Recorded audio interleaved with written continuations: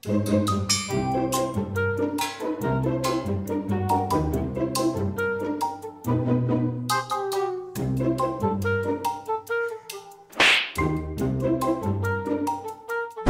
rozcvičku bychom měli a jdem na to. Máš Monster asi až srandu. Mě začali sponzorovat. Byl v Kauflandu za 24 korun. To není taková cochcárna, ty vole. Jak jako? Tak ta rozcvička stála za to samozřejmě, ty vole. Ty vole, nejlepší. Místo vole nakopávačů si dáváš Monstra, ty vole. A bez cukru. A dneska ještě nekončíme, ale jedeme si pro naše děti.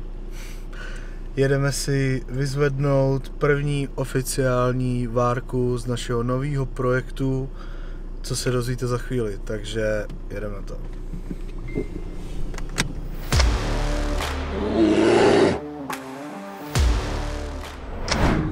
Zdarec lidi, vítáme vás u nového videa, jsme v Extrafit Gymu a dneska nás čeká pozávodní trénink nohou. Nepůjdeme dřepy, půjdeme jenom v ostatní doplňky, takže takový kulturistický trénink, nějaký pumpičky, pojedeme hakeny, leg press, bulhary, rumuny, výpady, všechno, kde by se vám chtěl blejt z toho, takže jsem na to zvědavý, hrozně se na to těším a jdeme na to.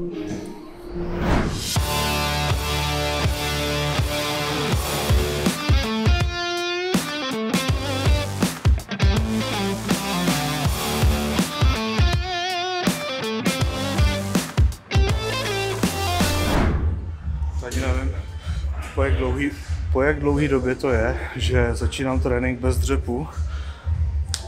Aspoň tak 2 roky určitě to bylo.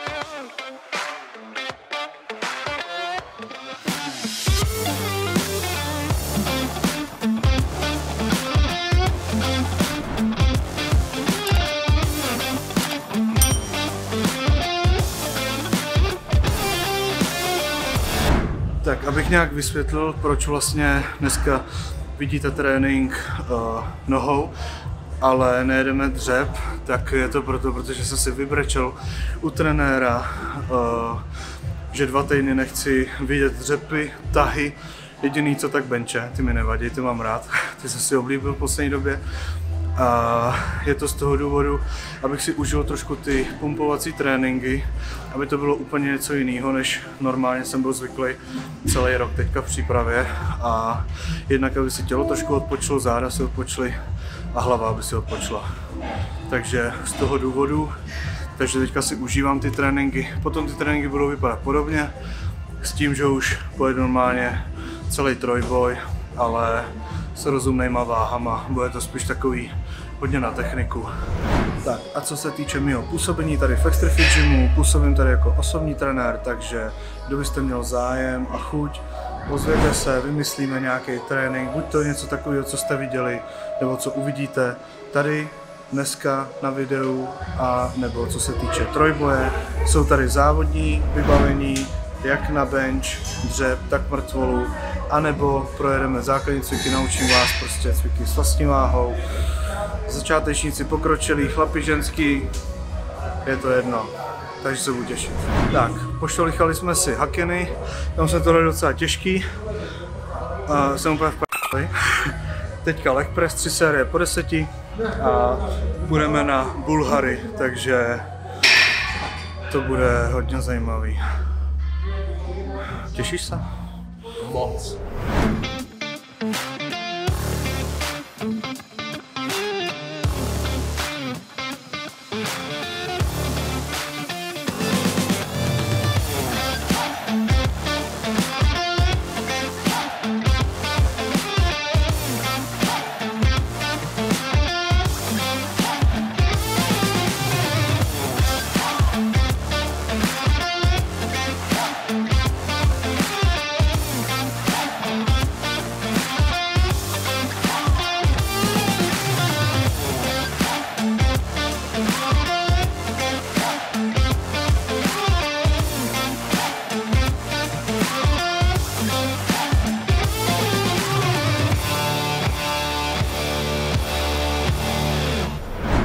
A jinak teda, jak vypadaly tréninky v přípravě a jak vypadají teď. Vlastně v přípravě jsem chodil 4x týdně, chodil jsem dřepy, doplňky k dřepu a na nohy, benče, vršek těla, mrtvoly, záda, k tomu hamstringy a pak ještě ramena a bicák. Takhle jsem měl rozdělené tréninky. Postupně jsme to směřovali do závodu, vlastně do toho Polska a zakončili jsme to, no mělo se to zakončit takovými maximálkama. A jak to bude vypadat teď, nebo jak to vypadá zrovna teď, momentálně mám teda týden po závodech, po mistrovství republiky v mrtvole a 2 týdny teďka nepojedu nic těžkého, žádný základní cviky, prostě těžký dřepy a tak. Budu jenom prostě jezdit pumpičky, stroje. Potom postupně najedu zase na bench dřeptách, na nějaké lehčí objevy a postupně to budeme zase někam směřovat. A přípravu budu začínat přibližně asi v únoru, takže ještě hromada času. Takže hromada času, ale taky hromada práce. Jdeme Bulhary, chcípnu.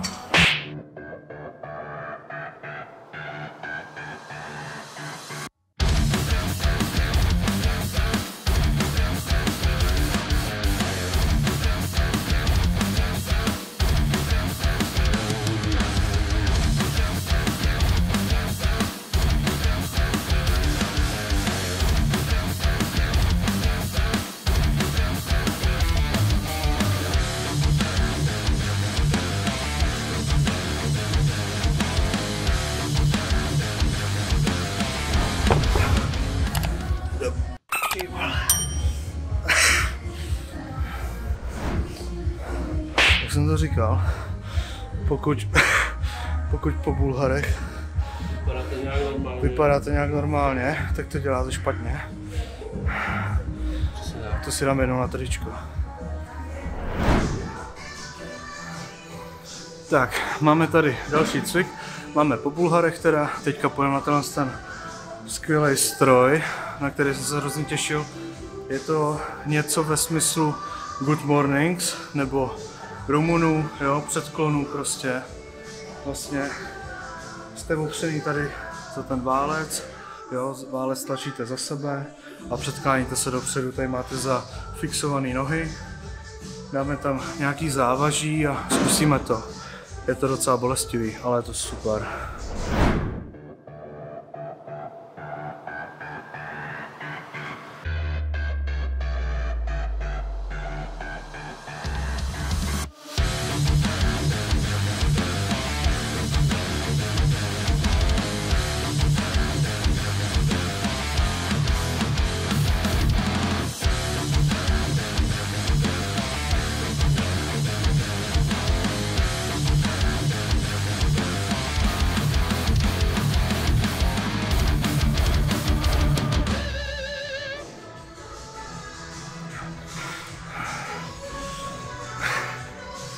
Vypadá to jak nějaký nástroj na doma, ale to je cítit.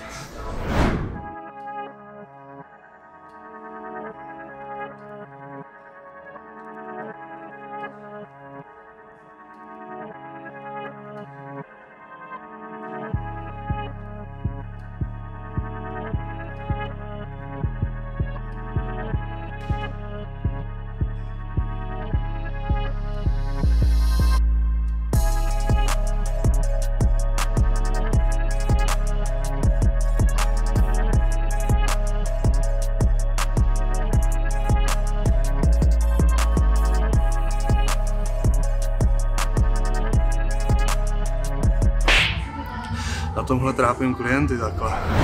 Tady vidíte, že to dělám taky, ale je to těžké, no? Jak jsem zvyklý z těch silových tréninků, těžkých, prostě větší váha, méně opakování, tak je to úplně něco jiného, protože já teďka odjedu 15 opakování, pak si schodím na 10 opáček a ty nohy jsou úplně vyřízeny. Je to úplně něco jiného, než kdybych šel, já nevím, třeba 6 těžkých opakování na leg press nebo něco takového, takže v tom je ten rozdíl velký mezi náma, jakoby vyloženě silovýma sportovcema a pak třeba jakoby kulturistama, že tak řeknu, nebo vytrvalostníma nějakýma sportovcema, že prostě větší počet opakování je vražda. A hlavně v trojboji platí pravidlo, co je nad 5 opakování, je kardio.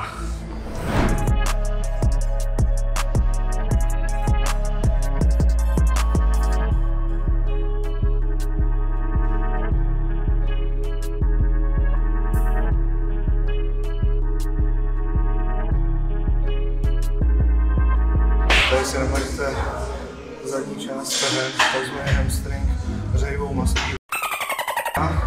Pohnete si na ten stroj a zvedáte nohy, jo, ten celý, chápete?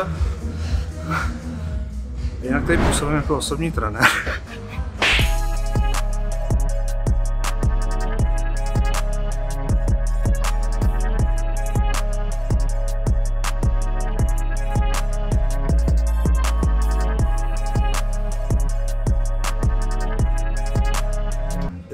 Nebolí to.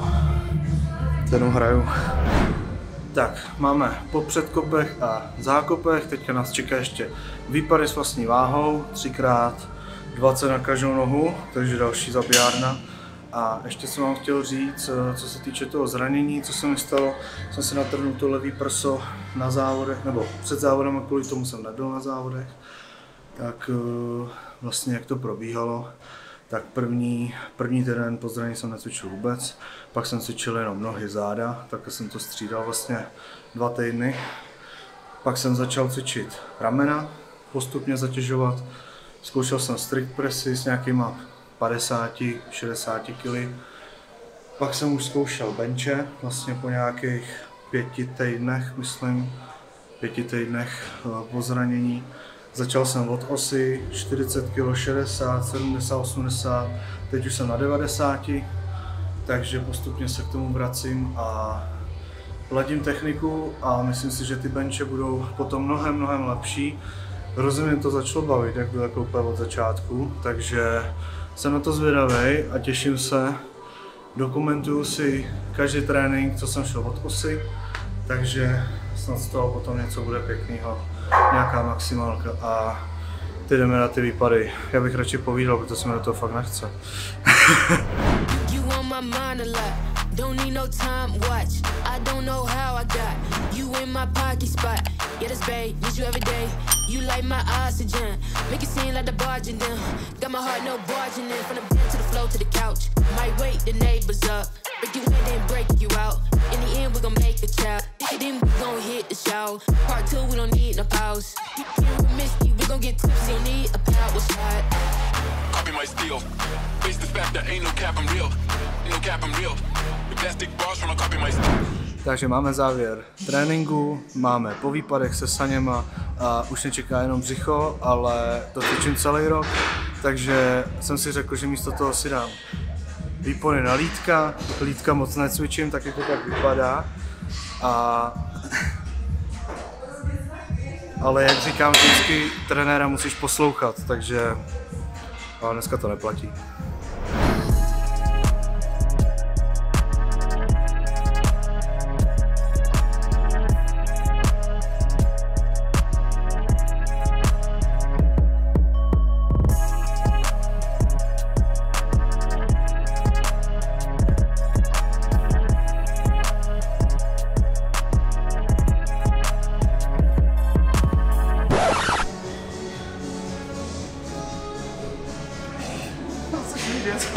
Tak máme tady závěr tréninku, co jste dneska mohli vidět, tak vlastně dřepy nebyly, jak jste na to byli zvyklí vždycky, viděli jsme pořádný pumpičky, myslím si, že zítra asi nebudu chodit.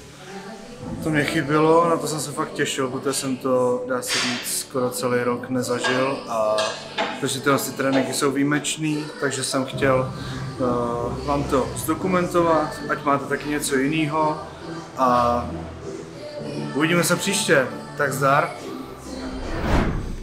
A dneska ještě nekončíme, ale jedeme si pro naše děti. jedeme si vyzvednout první oficiální várku z našeho nového projektu, co se dozvíte za chvíli, takže jedeme to.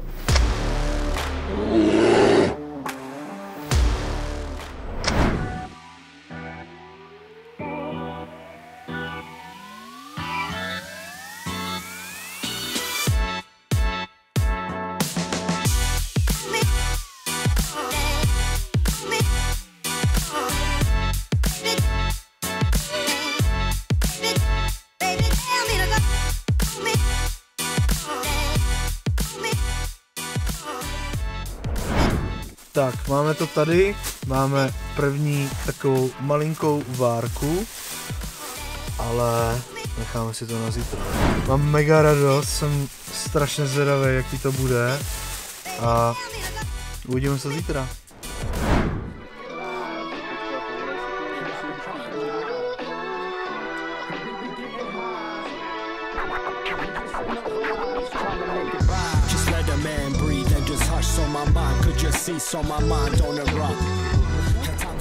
Tak máme tady druhý den, jsme u nás v Podhůří a jak jste mohli vidět, fotili jsme náš nový produkt, nový trička. Máme zatím dvě barvy, černou a bílou, tak si to představíme. Takhle máme přední stranu, zezadu, Medias MM i cedulka na boku tam je taky, na rukávu, takže je to bavlněný tričko, jak na cvičení, tak na normální nošení. Podíváme na to bílý. Jo, úplně to samý. Fotky jste mohli vidět a bude to na předobjednávky, takže kdo bude chtít, tak se neváhejte ozvat mě do Instagramu a určitě brzo uvidíte ještě další projekty. Máme to v plánu fakt hodně, takže se na to těším. A to je závěr videa. My se budeme těšit zase na příště. Doufám, že se vám to líbilo a mějte se. Čau.